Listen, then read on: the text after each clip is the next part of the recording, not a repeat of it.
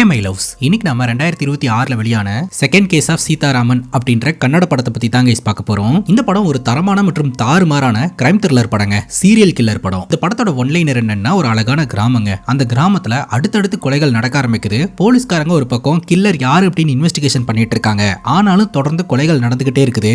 அந்த கொலைகள் எல்லாமே ரொம்ப ப்ரூட்டலா நடக்குதுங்க. அந்த கிராமத்துக்கு லாக்டவுனே போட வேண்டிய சூழ்நிலையில போலீஸ்காரங்க இருந்துட்டு இருக்காங்க. இந்த வழக்கை நம்ம ஹீரோ எடுத்து இன்வெஸ்டிகேஷன் பண்ண ஆரம்பிக்கிறாருங்க. அவரோட இன்வெஸ்டிகேஷன் கில்லர் யாரு அப்படின்றத கண்டுபிடிச்சு ஜெயிலுக்கு அனுப்பிடுறாரு. கில்லர் போலீஸ்ல மாட்டினதுக்கு அப்புறமும் கொலைகள் தொடர ஆரம்பிக்குது. அடுத்து என்ன நடந்தது, இதுக்கு பின்னாடி இருக்கக்கூடிய கில்லர் யாரு, எதற்காக இந்த கொலைகளை பண்ணிக்கிட்டு இருக்கான் அப்படின்றத டீடைல்டா பார்க்கலாமா? அதுக்கு முன்னாடி நீங்களும் நம்ம சேனலை சப்ஸ்கிரைப் பண்ணாம பார்த்துட்டு இருக்கீங்கன்னா சப்ஸ்கிரைப் பண்ணி வச்சுக்கோங்க. அப்பதான் இது போன்ற இன்ட்ரெஸ்டிங்கான வீடியோஸை மிஸ் பண்ணாம பார்க்க முடியும். நீங்க பார்த்துட்டு இருக்கிறது சரண் என்டர்டைன்மெண்ட். நான் தான் சரண். வாங்க வீடியோக்குள்ள போலாம். படத்தோட ஸ்டார்டிங் சீன்ல ஒரு கிராமத்தை காட்டுறாங்க. அந்த கிராமத்துல மைக்ல அனௌன்ஸ்மெண்ட் கொடுத்துட்டு வந்துட்டு இருக்காங்க. ஊருக்குள்ள அடுத்தடுத்து தொடர்கொலைகள் நடந்துட்டு இருக்கிறதுனால மக்கள் யாரும் அனாவசியமா வீட்டை விட்டு வெளியில வர வேண்டாம், யாருன்னு தெரியாத ஆட்களோட வண்டியில எல்லாம் ஏறி பயணம் செய்ய வேண்டாம், இரவு நேரங்கள்ல வீட்டை விட்டு வெளியில வர வேண்டாம் அப்படின்ற மாதிரி அனௌன்ஸ்மெண்ட் கொடுத்துட்டு இருக்காங்க. நம்ம ஹீரோ இது எல்லாத்தையுமே கவனிச்சுக்கிட்டு இருக்காரு. அந்த இடத்துக்கு உயரதிகாரி வராரு. சோ இது நம்ம ஹீரோவோட லைஃப்ல ரொம்ப டஃபஸ்ட் டைமுங்க. தொடர்கொலைகள் நடந்துகிட்டே இருக்குது. ஹீரோவும் இன்வெஸ்டிகேஷன் பண்ணிக்கிட்டு இருக்காரு. பட் இன்வெஸ்டிகேஷன்ல பெருசா லீடு கிடைக்கல. அதனால மக்களுக்கு பாத்தீங்கன்னா நம்ம ஹீரோ மேல நம்பிக்கையின்மை அப்படின்னு ஒரு எண்ணம் வர ஆரம்பிக்குது. இப்ப ஊர்க்காரங்க எல்லாம் ஒன்று திரண்டு வந்து நம்ம ஹீரோட ஸ்டேஷனுக்கு வெளியில பிரச்சனை பண்ணிக்கிட்டு இருக்காங்க. போலீஸ்காரங்க சொல்றாங்க, நாங்க கூடி சீக்கிரம் இந்த பிரச்சனையை சால்வ் பண்ணுவோம் அப்படின்ட்டு. ஆனா மக்கள் என்ன சொல்றாங்க அப்படின்னா, உங்களால உங்களையே காப்பாத்திக்க முடியல, அப்படி இருக்கும்போது எங்களை எப்படி காப்பாத்துவீங்க? சும்மா ஃபைலை எடுத்துக்கிட்டு அங்கிட்டு இங்கிட்டு நடந்தா மட்டும் பத்தாது, கொலைகாரனை கண்டுபிடிச்சு மக்களை காப்பாத்துங்க சார் அப்படின்னு திட்டுறாங்க. நம்ம ஹீரோ பாத்தீங்கன்னா இந்த மக்களை ஃபேஸ் பண்ண முடியாம ரொம்ப வருத்தத்தோட ஸ்டேஷனுக்குள்ள உட்காந்துக்கிட்டு இருப்பாருங்க. ஒரு போலீஸ்க்கு ஒவ்வொரு கேஸும் ஒரு ராத்திரி மாதிரி, ஒரு வெளிச்சத்துக்கு பின்னாடியும் ஒரு இருட்டு காத்துக்கிட்டு இருக்கும். அந்த இருட்டு வெளிச்சத்தை துரத்திக்கிட்டே இருக்கும். ஒரு கதையும் முடியும் போதும் ஒரு புதிய அத்தியாயத்தோட தொடக்கமா இருக்கும். அந்த அத்தியாயத்தோட முதல் பக்கம் என்னோட அக்கா கிட்ட இருந்து தான் தொடங்குச்சு அப்படின்னு சொல்லி நம்ம ஹீரோ அவரோட கதையை சொல்ல ஆரம்பிக்கிறாருங்க. நம்ம ஹீரோக்கு அம்மா கிடையாதுங்க, அக்காவும் அப்பாவும் மட்டும்தான். சின்ன வயசா இருக்கும்போது பாத்தீங்கன்னா அக்கா நம்ம ஹீரோ மேல அளவு கடந்த அன்பையும் பாசத்தையும் வச்சிருப்பாங்க. நம்ம ஹீரோவும் அதே மாதிரி தாங்க. அக்கானா அவருக்கு ரொம்ப பிடிக்கும். ஒரு நாள் நம்ம ஹீரோட அக்கா வீட்டுல உட்காந்து லெட்டர் எழுதிக்கிட்டு இருப்பாங்க. அந்த லெட்டரை ஹீரோ விளையாட்டுத்தனமா புடுங்கி விளையாடிக்கிட்டு இருப்பாருங்க. அந்த நேரம் பார்த்து வீட்டுக்கு ஹீரோட அப்பா வந்துருவாரு. என்னது அப்படின்னு அந்த லெட்டர் வாங்கி பார்த்தா அது லவ் லெட்டருங்க. ஹீரோடைய அக்கா பாத்தீங்கன்னா ஒரு பையனை லவ் பண்ணிக்கிட்டு இருந்திருக்காங்க. அவங்களுடைய காதல் விஷயம் அப்பாக்கு தெரிய வருது. அப்பா எதிர்ப்பு தெரிவிக்கிறாரு. ஆனா அக்காக்கு அந்த பையனை ரொம்ப பிடிச்சிருக்கு அப்படின்றதுனால அப்பாவோட எதிர்ப்பை மீறி வீட்டை விட்டு ஓடி போய் அந்த பையனை திருமணமும் பண்ணிக்கிறாங்க. எனக்கு பொண்ணே கிடையாது, ஓடி போனவளாவே இருந்துட்டு போட்டோம் அப்படின்ற மாதிரி அப்பா முடிவெடுத்துறாரு. ஒரு நாள் நம்ம ஹீரோட அக்கா பாத்தீங்கன்னா தன்னோட கணவனோட வாயும் வயிறுமா வீட்டுக்கு வராங்க. அப்ப நம்ம ஹீரோ பார்த்து சந்தோஷப்பட்டுட்டு தன்னுடைய அப்பா கிட்ட போயிட்டு, அப்பா அக்கா வந்திருக்காங்க, விசேஷம் நினைக்கிறேன் அப்படின்னு சொல்ல, அப்பா பாத்தீங்கன்னா ஏத்துக்க மாட்டேன் அப்படின்ற மாதிரி சொல்லிடுவாரு. சோ அப்பாவோட எதிர்ப்பை மீறி நம்ம ஹீரோனாலையும் ஏத்துக்க முடியாது இல்லையா, அதனால வீட்டு வாசல்லையே நின்னு அக்காவை பாத்துக்கிட்டு இருப்பாரு. அப்பாவும் தம்பியும் ஏத்துக்கவே இல்லை அப்படின்னு சொல்லிட்டு அக்கா கோவத்தோட அந்த இடத்த விட்டு தன்னோட கணவரை கூப்பிட்டுட்டு கிளம்பிடுவாங்க. ஹீரோக்கெல்லாம் அவங்க அக்கா மேல பாசம் இருக்குதுங்க. ஆனா அக்காவை பொறுத்த வரைக்கும் ஹீரோக்கும் பாசம் இல்ல அப்படின்ற மாதிரி நினைச்சுப்பாங்க. அதுக்கப்புறம் அக்கா மாமா எங்க போனாங்கன்னே தெரியலங்க. ரொம்ப வருஷம் கழிச்சு நம்ம ஹீரோ எந்த ஊர்ல போஸ்டிங் வாங்கி வேலை பார்த்துக்கிட்டு இருக்காரோ அதே ஊருக்கு நம்ம ஹீரோவுடைய மாமா இருக்கிறார் இல்லையா, அவருக்கு போஸ்டிங் கிடைச்சு அவங்க ஃபேமிலியோட அந்த ஊருக்கு ஷிஃப்ட் ஆவாங்க. அக்கா மாமா அவங்க பொண்ணு அப்படின்னு சொல்லிட்டு மறுபடியும் நம்ம ஹீரோக்கு அவங்க அக்காவை பார்க்கறதுக்கான சான்ஸ் கிடைக்குதுங்க. இப்போ நம்ம ஹீரோ ஸ்டேஷன்ல உட்காந்துக்கிட்டு இருக்கும்போது ஒரு அம்மா வந்துட்டு, இன்னைக்கு என்னோட பையனோட பர்த்டேங்க, ஸ்வீட் எடுத்துக்கோங்க அப்படின்ற மாதிரி சொல்ல, ஹீரோ ஸ்வீட் எடுத்துட்டு உங்க உடல் நலன்ல எப்போதுமே அக்கறையோட இருங்க, டேப்லெட்ஸ் எல்லாம் கரெக்டா சாப்பிட்டுக்கணும் அப்படின்ற மாதிரி அட்வைஸ் பண்றாரு. நம்ம ஹீரோ டெய்லி ஹோட்டல்ல தாங்க சாப்பிட்டுட்டு இருப்பாரு. அந்த வகையில ஹேண்ட் வாஷ் பண்றதுக்காக வரும்போது அந்த வழியா நம்ம ஹீரோட அக்கா மளிகை ஜாமான் எல்லாம் வாங்கிட்டு நடந்து வந்துகிட்டு இருப்பாங்க. ஹீரோவும் ஹீரோட அக்காவும் ஒருத்தர் பாத்துருவாங்க. ஆனா கோவத்தை மனசுல வச்சுக்கிட்டு அக்கா கண்டுக்காமையே அந்த இடத்த விட்டு போயிருவாங்க. அப்படியே நாட்கள் நகர ஆரம்பிக்குது. படத்தோட ஸ்டார்டிங் சீன்ல ஒரு அக்கா என்னோட பையனுக்கு பர்த்டே அப்படின்னு ஸ்வீட்லாம் கொடுத்தாங்க இல்லையா, அந்த அக்காவோட பேரு ரத்னம்மாங்க. அந்த அக்கா பாத்தீங்கன்னா இந்த ஸ்டேஷன்ல வேலை பாக்குறவங்களாட்டு இருக்கு. 2 நாளா ஸ்டேஷனுக்கு வேலை பாக்குறதுக்கு வரல அப்படின்னு இந்த ஸ்டேஷன்ல இருக்கக்கூடிய கான்ஸ்டபிள் போய் அவங்கள நேர்ல மீட் பண்றாரு. உடம்பு சரியில்லை சார், அதனாலதான் என்னால வர முடியல அப்படின்ற மாதிரி சொல்ல, சரி ஓகே வேற யாராவது இருந்தா கூட அனுப்பிச்சு வைங்க, ஸ்டேஷன்லாம் கொஞ்சம் கிளீன் பண்ணணும் அப்படின்ற மாதிரி சொல்லிட்டு அவர் அந்த இடத்துல இருந்து கிளம்பிடுறாரு. அதுக்கப்புறம் தான் ஹீரோக்கு தகவல் தெரியுது, இந்த ரத்னம்மா பாத்தீங்கன்னா இறந்து போயிட்டாங்க அப்படின்ட்டு. இப்ப ஸ்டேஷனுக்கு ஒரு அம்மாவும் பையனும் கம்ப்ளைண்ட் கொடுக்கறதுக்காக வராங்க. அந்த அம்மாவும் பையனும் வேற யாரும் கிடையாதுங்க. நம்ம ஹீரோ ரெகுலரா ஒரு ஹோட்டல்ல சாப்பிடுவார் இல்லையா, அந்த ஹோட்டல் முதலாளியோட பையனும் மனைவியும் தான். அந்த ஹோட்டல் முதலாளியான ஜெயன்னா மர்மமான முறையில காணாம போயிட்டாரு அப்படின்னு கம்ப்ளைண்ட் கொடுக்கறதுக்காக தான் வந்திருக்காங்க. அவருக்கு வயசு 57 ஆகுதுங்க. சரி கால் பண்ணி பாத்தீங்களா, ஏதாவது ரீச் பண்ண முடிஞ்சதா அப்படின்னு கேட்கும்போது, எவ்வளவோ ட்ரை பண்ணி பார்த்துட்டோம் சார், ரீச் பண்ணவே முடியல, எங்க போனாருன்னு தெரியல அப்படின்ற மாதிரி சொல்றாங்க. சரி இதுக்கு முன்னாடி சொல்லாம கொள்ளாம எங்கேயாவது போயிருக்காரா அப்படின்னு கேட்கும்போது, லைஃப்ல இது வரைக்கும் இந்த மாதிரி பண்ணதே கிடையாது அப்படின்ற மாதிரி தான் மனைவியும் பையனும் சொல்றாங்க. சரி நீங்க கவலைப்படாதீங்க, நான் கூடி சீக்கிரம் கண்டுபிடிச்சிடுறேன் அப்படின்னு ஹீரோ ப்ராமிஸ் பண்றாருங்க. அப்பதான் ஸ்டேஷனுக்கு ஒரு ஃபோன் கால் வருது. காட்டுக்குள்ள முள்ளு கம்பினால கட்டப்பட்ட ஒரு சடலம் கிடக்குது அப்படின்னு சொல்லிட்டு அந்த இடத்துக்கு போய் பார்க்கும்போது தான் தெரிய வருது காணாம போன இந்த ஜெயன்னா இப்படி கொடூரமான முறையில கொல்லப்பட்டு இறந்திருக்கிறாரு அப்படின்ட்டு. மார்ச்சரிக்கு ஷிஃப்ட் பண்ணிட்டு அதுக்கப்புறம் ஃபேமிலிக்கு இன்ஃபார்ம் பண்ணுங்க அப்படின்னு சொல்லிட்டு இவர் மார்ச்சரிக்கு போறாருங்க. அங்க இருக்கக்கூடிய டாக்டர் கிட்ட பேசும்போது தான் அந்த டாக்டர் அதிர்ச்சியான சில விஷயங்களை சொல்றாரு. லைஃப்ல நான் இந்த மாதிரி ஒரு போஸ்ட்மார்ட்டம் பண்ணதே கிடையாது சார் அப்படின்ட்டு. கில்லர் பாத்தீங்கன்னா விக்டம உடனடியா சாகடிக்க கிடையாது, அணுவணுவா சித்திரவாத பண்ணி சாவடிச்சிருக்கான் அப்படின்றது தெரிய வருது. உடம்புல இருக்கக்கூடிய தோலெல்லாம் உரிச்சு கட்டுக்கம்பியை வச்சு டார்ச்சர் பண்ணி கடைசியா அவருடைய நெஞ்சு பகுதியில இரும்பு ராட வச்சு குத்தி குத்தியே கொலை பண்ணியிருக்கிறான். விக்டமோட உடம்புல கிட்டத்தட்ட 55 வூண்ட் மார்க் இருக்குதுங்க. கில்லர் இதை செய்யும் போது என்ஜாய் பண்ணியிருக்கிறான். சைக்காலஜிக்கலா பாதிக்கப்பட்ட ஒருத்தன் தான் இந்த சம்பவத்தை பண்ணிக்கிட்டு இருக்கான். விச் மீன்ஸ் இதுக்கு பின்னாடி ஒரு சைக்கோ கில்லர் இருக்கிறான் அப்படின்றது தெரிய வருதுங்க. இதெல்லாம் கேட்கும்போது நம்ம ஹீரோக்கு ரொம்பவே அதிர்ச்சியா இருக்குது. டாக்டர் இந்த விஷயத்த நம்ம ஹீரோ கிட்ட எக்ஸ்பிளைன் பண்ணிக்கிட்டு இருக்கும் போதே பேரலா இந்த கிராமத்தை சார்ந்த ஒரு டீச்சரை காட்டுறாங்க. இவரு கொஞ்சம் வயசானவர் தான் கைஸ், கண்ணாடி எல்லாம் போட்டுருக்காரு. அவர் வீட்டுல ஒரு நபரை போட்டு கொடூரமா கொலை செஞ்சுக்கிட்டு இருக்காருங்க.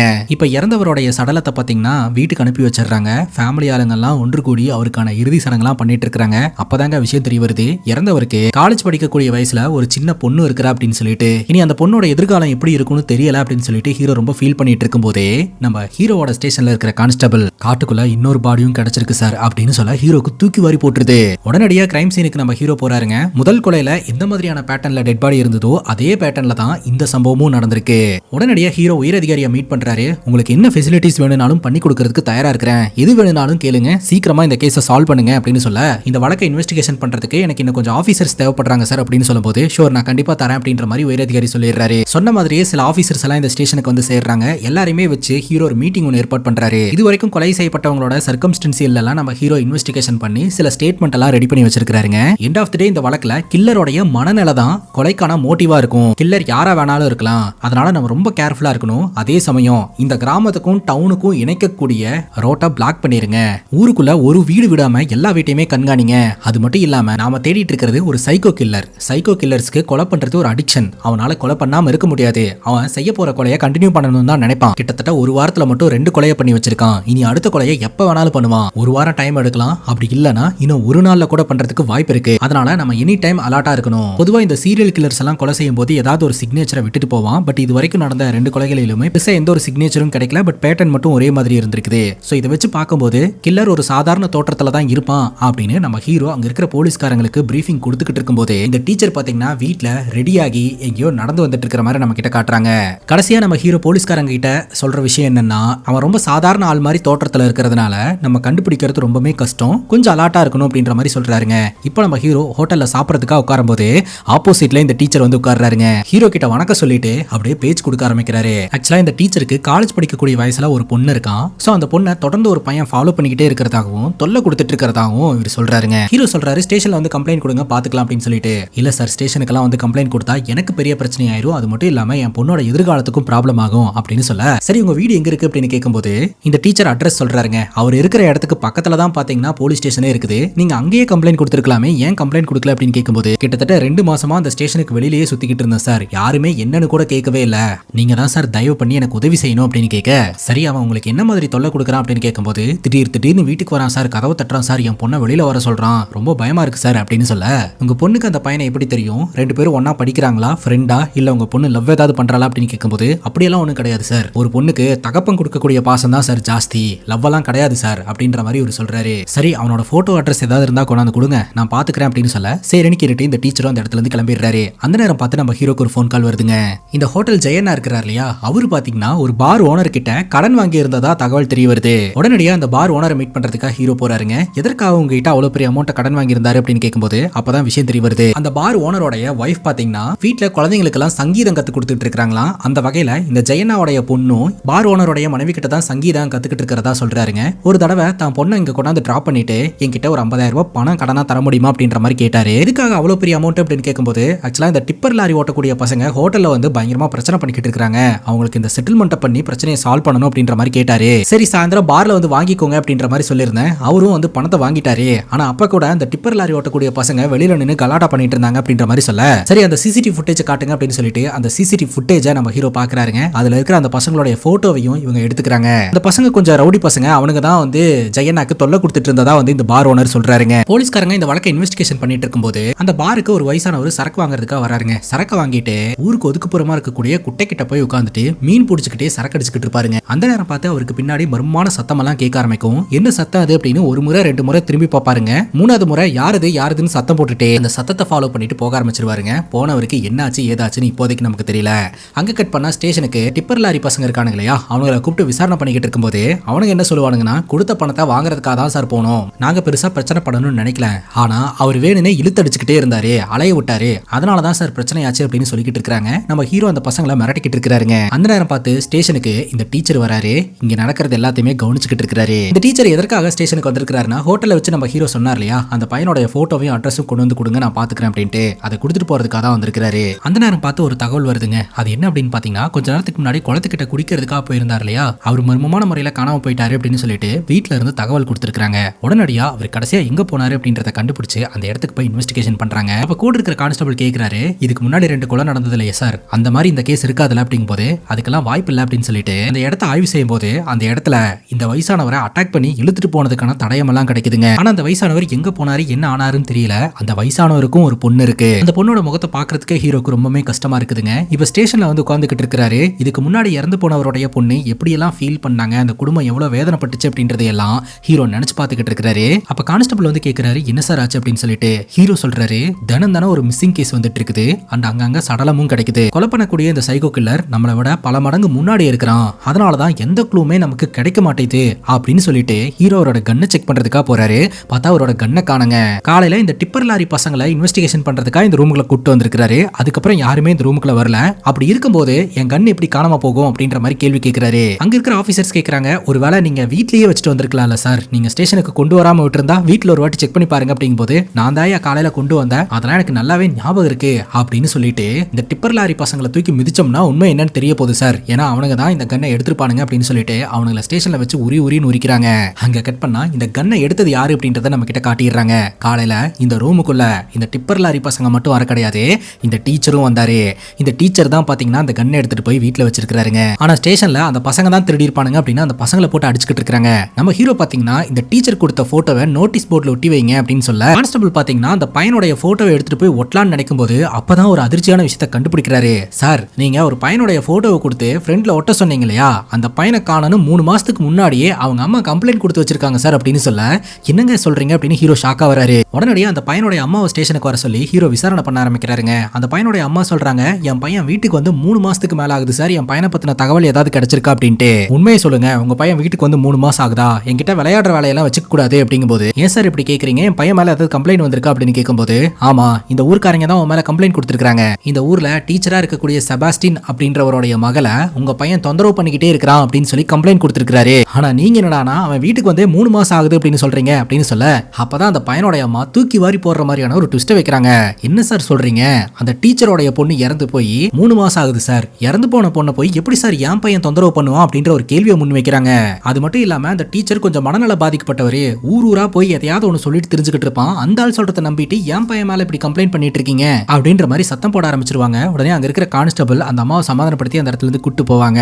ஹீரோ பாத்தீங்கன்னா அன்னவீசலா வெளியில வச்சு விசாரணை பண்ணதுனால டீச்சரை பத்தி ப்ராப்பரா எதுவுமே விசாரணை பண்ணாம விட்டுட்டாருங்க. உடனே அந்த டீச்சர் வீட்டு பக்கத்துல இருக்கக்கூடிய ஸ்டேஷன்ல போயிட்டு ஹீரோ விசாரணை பண்ணலாம்னு அங்க போறாரு. அங்க போய் விசாரிச்சா போலீஸ்காரங்க எல்லாருமே சொல்றாங்க, அந்த டீச்சர் கொஞ்சம் மனநல பாதிக்கப்பட்டவருங்க, அடிக்கடி இந்த மாதிரி ஸ்டேஷனுக்கு வந்துட்டு என் பொண்ணு ஒருத்தன் டார்ச்சர் பண்றான், தொந்தரவு பண்றான், காப்பாத்துங்கன்ற மாதிரி சொல்லிக்கிட்டு இருப்பாரு. ஆனா அவருக்கு பொண்ணே கிடையாது, பொண்ணு இறந்து போயிட்டாங்க, அவரோட பொண்ணு சூசைட் பண்ணி தான் சார் இறந்து போனாங்க அப்படின்னு அங்க இருக்கிற போலீஸ் ஆபீசர் சொல்றாரு. அது மட்டும் இல்லாம அந்த டீச்சரோட ஃபைல் எடுத்து கொடுக்குறாங்க.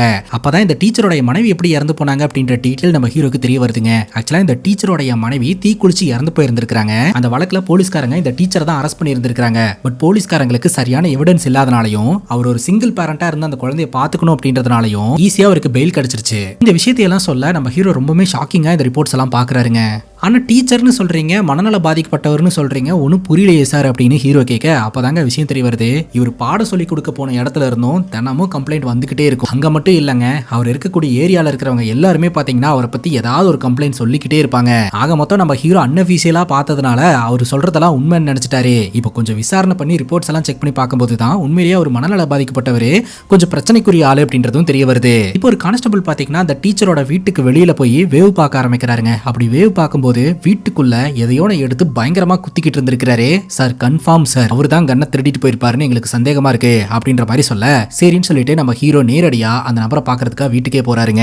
அங்க கட் பண்ணா இந்த டீச்சர் வீட்டுக்குள்ள உட்காந்துக்கிட்டு இருக்காரு. பல சத்தங்கள் அவருடைய மனநிலையை ரொம்பவே டிஸ்டர்ப் பண்ணுது. சுத்தி இருக்கக்கூடிய எல்லாருமே இந்த டீச்சரை பயங்கரமா சத்தம் போட்டு இருந்திருப்பாங்க, திட்டிருப்பாங்க இல்லையா, அதெல்லாம் ரிப்பீட்டடா அவரோட மண்டைக்குள்ள ஓடிக்கிட்டே இருக்கிற மாதிரி தெரியுது. அந்த நேரம் பார்த்து பக்கத்து ரூமுக்குள்ள அவருடைய பொண்ணு ஏதோ ஒரு பையன் கூட ரொமான்டிக்கா அப்ரோச் பண்ணிட்டு இருக்கிற மாதிரியான சத்தம் கேக்குதுங்க. ரூம் டோர் ஓபன் பண்ணா அவருடைய பொண்ணும் பையனும் அந்த ரூம்குள்ள இருக்காங்க. அதை பார்த்ததும் கடும் கோபம் கொண்ட இந்த டீச்சர் பாத்தீங்கன்னா தன்னோட பொண்ணை பிடிச்சி தள்ளி விட்டுட்டு அந்த பையனை போட்டு அடின்னு அடிச்சிருந்திருக்கிறாருங்க. அந்த பொண்ணை பிடிச்சி தள்ளி விட்டதுல அவரோட பொண்ணோட தலையில அடிபட்டு ரத்தம் வர ஆரம்பிச்சிருந்திருக்குது. அதுக்கப்புறம் அந்த பையனை அடிச்சதோட மட்டும் இல்லாம கத்திய வச்சு நெஞ்சிலேயே குத்தி குத்தி சாவடிச்சிருந்திருக்கிறாருங்க. இப்போ நமக்கு கிளியரா தெரிஞ்சு போச்சுங்க, இந்த டீச்சரோடைய பொண்ணு எப்படி இறந்து போனா, அந்த பொண்ணோட பாய் ஃப்ரெண்ட் எப்படி இறந்து போனானே. அந்த அம்மா தான் பையனை 3 மாசமா காணன்னு கம்ப்ளைண்ட் கொடுத்திருந்தாங்க இல்லையா, அந்த பையன் இனிமேலும் கிடைக்க போறது கிடையாது. ஏன்னா இந்த டீச்சர் கொலை பண்ணிட்டாங்க. செத்து போனவங்களை தான் இந்த டீச்சர் வந்து தொல்லை பண்ணிக்கிட்டு இருக்காங்க, பயமா இருக்கு அப்படின்ற மாதிரி சொல்லி கம்ப்ளைண்ட் கொடுத்துட்டு இருந்திருக்காரு. ஆனா அவருடைய பொண்ணு பாத்தீங்கன்னா இமேஜினேஷன்ல அவர் கூடயே இருக்கிற மாதிரி தான் ஃபீல் பண்றாரு. அவருடைய பொண்ணு அவர்கிட்ட, நீ எதுக்காகப்பா இந்த கண்ணை திருடிட்டு வந்த,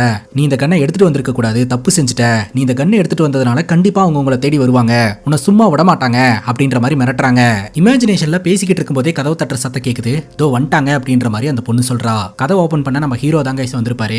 நீங்க கம்ப்ளைண்ட் கொடுத்திருந்தீங்க இல்லையா, அந்த பையன் எப்படி உங்க வீட்டுல வந்து தொல்லை பண்றான்னு பாத்துட்டு போலான்னு சொல்லிட்டு தான் வந்தேன். நான் கொஞ்ச நேரம் இருக்கிறேன், வரானான்னு பார்க்கலாம் அப்படின்னு சொல்லிட்டு அங்கேயே உட்காந்துருவாருங்க. சாப்பிடறதுக்கு ஏதாவது வேணுமா சார் அப்படின்ற மாதிரி இந்த டீச்சர் கேட்க, சுடு தண்ணி இருந்தா எடுத்துட்டு வாங்க அப்படின்ற மாதிரி சொல்ல இவரு தண்ணியை சூடு பண்றதுக்காக உள்ள போறாருங்க. அப்படி உள்ள போகும்போது அந்த கேப்பை பயன்படுத்தி நம்ம ஹீரோ வீட்டுக்குள்ள நுழைய ஆரம்பிக்கிறாரு. அப்படியே செக் பண்ண ஆரம்பிக்கிறாரு. அப்படி செக் பண்ணும்போது ரத்த கரை படிஞ்ச கத்தி கீழே கிடக்குங்க. அதை ஹீரோ கவனிச்சிருவாரு. இப்ப கிச்சன்ல தண்ணியை சூடு பண்ணிட்டு இருக்கக்கூடிய இந்த டீச்சர் கிட்ட அந்த டீச்சரோட இமேஜினேஷன் பொண்ணு சொல்லும், நான் அப்பவே சொன்னேன்ல கண்டிப்பா நீ மாட்டுவேன்னு, பாத்தியா அவங்க எல்லாம் கவனிக்க ஆரம்பிச்சிட்டாங்க அப்படின்னு சொல்ல இந்த டீச்சர் கொஞ்சம் பதற ஆரம்பிக்கிறாருங்க. நம்ம ஹீரோ அப்படியே சர்ச் பண்ணிக்கிட்டே அந்த வீட்டுக்குள்ள நுழைஞ்சிருவாருங்க. பார்த்தா ஒரு இடத்துல இருந்து பேட் ஸ்மெல் வரும். ஒரு ட்ரம் மாதிரி இருக்குங்க. அதை ஓபன் பண்ணி பார்த்தா உள்ள செதஞ்ச நிலையில டெட் பாடி இருக்குதுங்க. அதை பார்த்து இவர் மிரண்டு போயிடுறாரு. அந்த பையனோட டெட் பாடியை தான் இன்னும் வெளியில கொண்டு போய் போடாம அங்கேயே வச்சிருக்கிறாரு போல.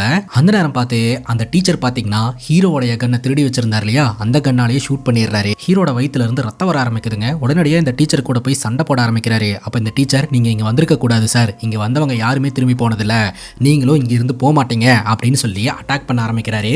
அப்படி இவங்க 2 பேருக்குள்ள சண்டை நடந்துட்டு இருக்கும் போதே வெளியில நம்ம ஹீரோடைய பேக்கப் டீம் காத்துக்கிட்டு இருக்காங்க. தகவல் தெரிஞ்சு உள்ள வந்து இந்த டீச்சரை பிடிச்சிடுறாங்க. நம்ம ஹீரோவையும் பாத்தீங்கன்னா ஹாஸ்பிட்டலுக்கு அனுப்பி வச்சிடறாங்க.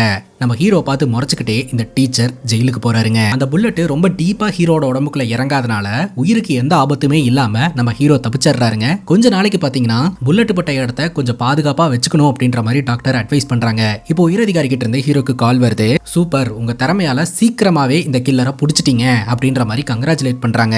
இந்த சம்பவம் எல்லாம் நடந்துகிட்டு இருக்கும்போது ஸ்டேஷனை சார்ந்த ஒரு அதிகாரி மர்மமான முறையில காணாம போறாருங்க. இது வரைக்கும் நடந்த கொலைகள் மாதிரியே அந்த போலீஸ் ஆபீசரையும் ஒரு இடத்துல கட்டி போட்டு ரொம்ப கொடூரமா சித்திரவாதப்படுத்திக்கிட்டு இருக்கிற மாதிரி காட்டுறாங்க. அப்பதாங்க விஷயம் தெரிய வருது, நம்ம தேடிட்டு இருக்கக்கூடிய சைக்கோ கில்லர் இந்த டீச்சர் கிடையாது அப்படின்ட்டு. அந்த ஊரை சார்ந்த ஒரு அபடனான வீட்டுக்குள்ள வச்சுதான் கில்லர் இந்த போலீஸ் ஆபீசரை கொடுமைப்படுத்தி இருக்கிறான். ஒரு வீட்டுக்குள்ள டெட் பாடியை போட்டுட்டு அந்த இடத்த விட்டு போயிடுறான். அந்த வழியா வந்த ஆளுங்க இதை பார்த்து உடனடியா போலீஸ்க்கு தகவல் கொடுக்குறாங்க. போலீஸ் டிபார்ட்மெண்ட் அந்த இடத்துக்கு போய் இதை பார்த்து ரொம்பவே அதிர்ச்சி அடையுது. பாடியை போஸ்ட்மார்ட்டம் ரிப்போர்ட்டுக்காக அனுப்பி வச்சா அந்த டாக்டர் சொல்றாங்க, இது வரைக்கும் நடந்த பேட்டர்ன்லயே தான் இந்த சம்பவமும் நடந்திருக்கு அப்படின்ட்டு. நாம நினைச்சுக்கிட்டு இருக்கிறோம் கில்லர் அரெஸ்ட் பண்ணி ஜெயில போட்டாச்சுன்னு.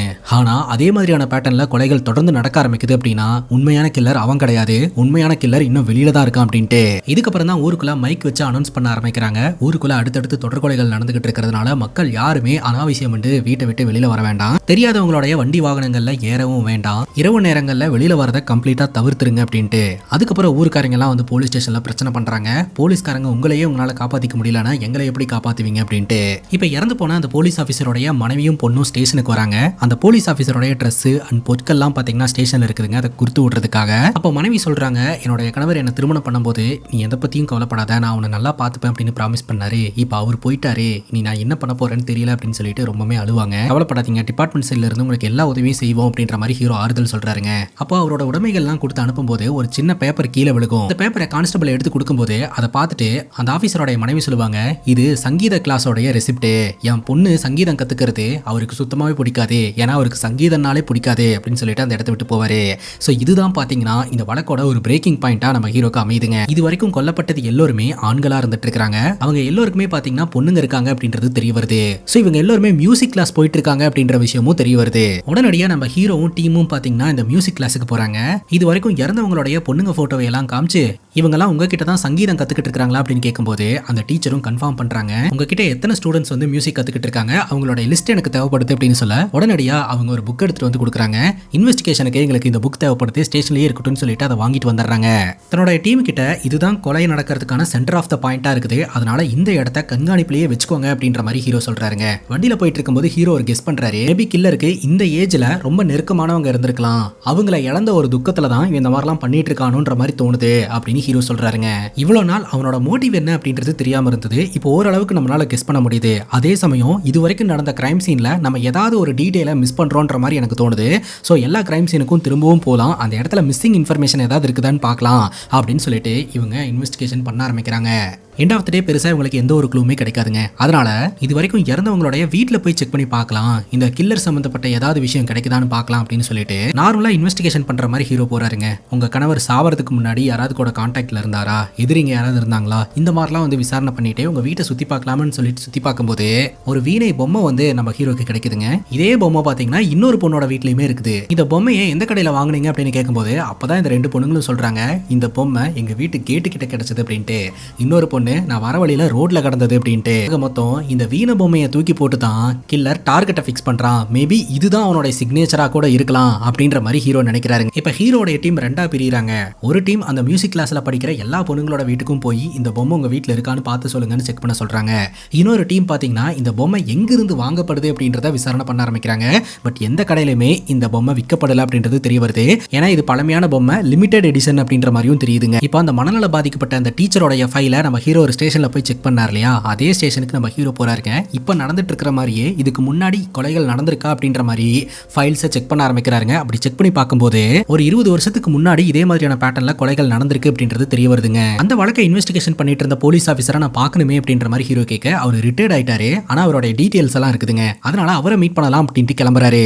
அந்த டைம்ல ஒரு பையனும் பொண்ணும் பாத்தீங்கன்னா காதலிச்சுக்கிட்டு இருந்திருக்காங்க. அதுல அந்த பொண்ணு பாத்தீங்கன்னா ரொம்பவே பெரிய இடத்து பொண்ணாட்டு இருக்குதுங்க. இவங்க ரெண்டு பேருமே சீக்கிரட்டா ஒரு ஆத்து பக்கம் உட்காந்து லவ் பண்ணிக்கிட்டு இருப்பாங்க. அந்த இடத்துக்கு அச்சுதன் அப்படின்ற ஒரு வயசானவர் வருவாருங்க. அவர் இவங்க ரெண்டு பேர்த்தையுமே பாத்துருவாரு. இந்த பையன் போய் கெஞ்ச ஆரம்பிக்கிறான், அண்ணா இந்த விஷயத்தை தயவு செஞ்சு இந்த பொண்ணோட அப்பா கிட்ட மட்டும் சொல்லி கொடுத்துறாதீங்க, சொன்னா பெரிய பிரச்சனை ஆயிரும், தயவு செஞ்சு சொல்லாதீங்க. நானு இந்த பையன் பயங்கரமா கெஞ்சுறான். அந்த அச்சுதன் அப்படின்றவரும் சரிப்பா நான் சொல்ல மாட்டேன், ஃப்ரீயா விடு அப்படின்ற மாதிரி சொல்லிடுறாரு. ஆனா இந்த அச்சுதன் பாத்தீங்கன்னா முத வேலையா அந்த பொண்ணோட அப்பா கிட்ட போயிட்டு இவங்களோட லவ் மேட்டரை ரிவீல் பண்ணிடுறாருங்க. அந்த பொண்ணோட அப்பா சும்மா விடுவாரா, இந்த பையனை தூக்கி போட்டு மிதின்னு மிதிக்கிறாருங்க. என்ன விட்டுருங்கன்னு இவன் பயங்கரமா கெஞ்சுறான். ஆனாலும் இவனை போட்டு பொழந்து எடுத்துறாங்க. இது பத்தாது அப்படின்னு சொல்லிட்டு அந்த பொண்ணோட வீட்டுல வேலை பார்க்குற வேலைக்காரி கிட்ட இவன் அத்துமீறல ஈடுபட்டுட்டான் அப்படின்னு சொல்லி இவன் மேல கேஸ போட்டு ஜெயிலையும் தள்ளிடுறாங்க.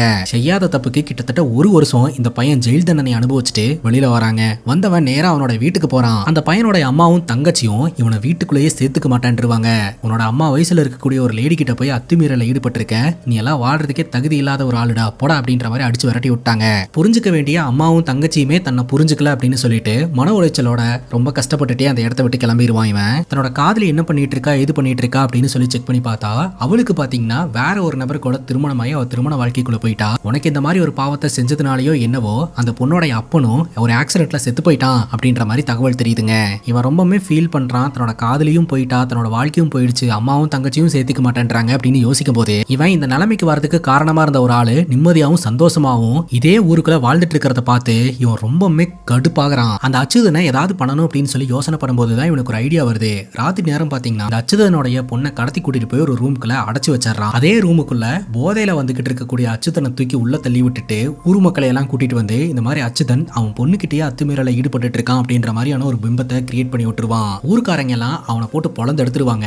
அச்சுதனுடைய பொண்ணு பாத்தீங்கன்னா அவமானம் தாங்க முடியாம தற்கொலை பண்ணி இறந்து போயிடுறா. இவன் என்ன நினைக்கிறானா, அவனுக்கு உயிருக்கு உயிரா இருந்தா அவனுடைய பொண்ணு இறந்து போச்சு, அவன் மேல ஒரு பொய்ப்பலி இருக்கு அப்படின்னு சொல்லிட்டு வாழ்க்கை ஃபுல்லா நரக வாழ்க்கைய வாழ்வான் அப்படின்ற மாதிரி இந்த பையன் எதிர்பார்த்தான். ஆனா அச்சுதன் பாத்தீங்கன்னா பழையபடி சுதந்திரமா சந்தோஷமாவும் நிம்மதியாவும் அந்த ஊருக்குள்ள வாழ ஆரம்பிச்சிருவான். அப்பதான் இந்த பையனுக்கு கொலவெறி அப்படின்றது வர ஆரம்பிக்குது. அந்த பையனோட பேரு மாஞ்சா. தொடர்ந்து இந்த அச்சுதனை ஃபாலோ பண்ணவே ஆரம்பிக்கிறான். ஒரு நாள் பாத்தீங்கன்னா இந்த ஊருக்காரங்க எல்லாம் ஒரு விஷயத்தை பார்த்து அதிர்ந்து போயிடுறாங்க. இப்போ ஒரு பேட்டர்ன்ல கொலை நடந்திருக்கு பாத்தீங்களா, அதே மாதிரியான பேட்டர்ன்ல அந்த அச்சுதன் அப்படின்றவரு கொல்லப்பட்டு இறந்து போயிருந்திருக்கிறாரு. ராத்திரி இந்த கிராமத்துல ஏதோ ஒரு பாரம்பரிய ஃபங்க்ஷன் ஒன்று நடந்திருக்குதுங்க. அந்த ஃபங்க்ஷன் படி ஊர்க்காரங்க எல்லாம் அந்த ஊரை சுத்தி வரும்போது இந்த அச்சுதனுடைய வீட்டுல இருந்து இருந்து இந்த மாஞ்சான்ற பையன் ஓடி போனதை அங்க இருக்கிற ஆட்கள் பார்த்திருந்திருக்காங்க. அவன் தான் இந்த கொலையை பண்ணியிருக்கான் அப்படின்ற மாதிரி எல்லோருக்கும் தெரிய வருது. போலீஸ்காரங்க பாத்தீங்கன்னா இன்வெஸ்டிகேஷன் பண்ண ஆரம்பிச்சிருந்திருக்காங்க. அந்த இன்வெஸ்டிகேஷன்ல இந்த மாஞ்சான்ற பையன் எங்க போனா என்ன ஆனான்ற ஒரு சின்ன க்ளூ கூட கிடைக்கவே இல்லைங்க. சோ இதுதான் பாத்தீங்கன்னா அந்த டைம்ல இப்ப நடந்துட்டு இருக்கிற மாதிரியான பேட்டர்ன்ல நடந்த கொலை. அப்போ இந்த அச்சுதன் அப்படின்றவனை கொலை பண்றதுக்கு ரீசன் இருந்தது, அதற்கான ரிவெஞ்ச் நோக்கமும் இருந்தது. ஆனா இப்ப அடுத்தடுத்து நடக்கக்கூடிய கொலைகளுக்கு எந்த காரணமே இல்லையே, அர்த்தமே இல்லாம தான் இந்த கொலைகள் நடந்துகிட்டு இருக்குது. திரும்பவும் இப்படி நடக்கும்னு எதிர்பார்க்கவே இல்லை அப்படின்ற மாதிரி அவர் சொல்றாரு. சரிங்க, அந்த மாஞ்சா அப்படின்ற பையனுடைய அம்மா எங்க இருக்காங்கன்னு தெரியுமா சார் அப்படின்ற மாதிரி கேட்க அந்த அம்மாவோட டீட்டெயில கொடுக்குறாங்க. உடனடியா நம்ம ஹீரோ அங்க போய் பார்த்தா அந்த அம்மா பயங்கரமா திட்டி விட்டுறாங்க. அப்படிப்பட்ட ஒரு பையனே எங்களுக்கு தேவையில்ல, தயவு செஞ்சு அந்த பையனை தேடி இங்க வராதீங்க அப்படின்ட்டு. நம்ம ஹீரோடைய டீம் பாத்தீங்கன்னா இன்னொரு பக்கம் இந்த மாஞ்சான்றவன் எங்க இருக்கான் அப்படின்னு இன்வெஸ்டிகேஷன் பண்ண ஆரம்பிக்கிறாங்க. அந்த இன்வெஸ்டிகேஷன்ல ரீசெண்டா ஒரு கல்யாணத்துல அவன் கலந்துக்கிட்டான் அப்படின்றது தெரிய வருது. அந்த கல்யாணத்துல இருந்து எடுக்கப்பட்ட ஃபுட்டேஜை வச்சு அவன் இப்ப பாக்குறதுக்கு எப்படி இருக்கான் அப்படின்றது தெரிய வருதுங்க. இன்னும் ஃபர்தரா இன்வெஸ்டிகேஷன் பண்ணும்போது தான் இந்த மாஞ்சான்றவன் ஒரு ஹாஸ்பிட்டல்ல ரீசெண்டா வேலை பார்த்துட்டு இருந்திருக்கான் அப்படின்றது தெரிய வருது. அதுவும் 2-3 நாளா இப்ப ஹாஸ்பிட்டலுக்கு போல அப்படின்ற விஷயமும் தெரிய வருதுங்க. இந்த ஒரு சூழ்நிலையில இந்த பிரச்சனை அங்க சுத்தி இங்க சுத்தி ஹீரோட வீட்டுக்கே வருதுங்க. ஹீரோடைய அக்கா குடும்பம் இருக்கும் இல்லையா, அக்கா பொண்ணும் பாத்தீங்கன்னா இந்த சங்கீதெல்லாம் கத்துக்கிட்டு இருக்கா போல. அதனால அக்காவோட புருஷனுக்கும் ஆபத்து இருக்கு அப்படின்னு சொல்லிட்டு நம்ம ஹீரோ தன்னுடைய அக்கா கிட்ட பேசுறதுக்காக போறாருங்க. இந்த மாதிரி மாமா எங்க, மாமாவோட இருக்க ஆபத்து இருக்கு அப்படின்ற மாதிரி சொல்ல, ஆபத்து இருந்தாலும் அதை நாங்களே ஹேண்டில் பண்ணிக்கிறோம், நீ இதுல தலையிடாத அப்படின்ற மாதிரி சொல்றாங்க.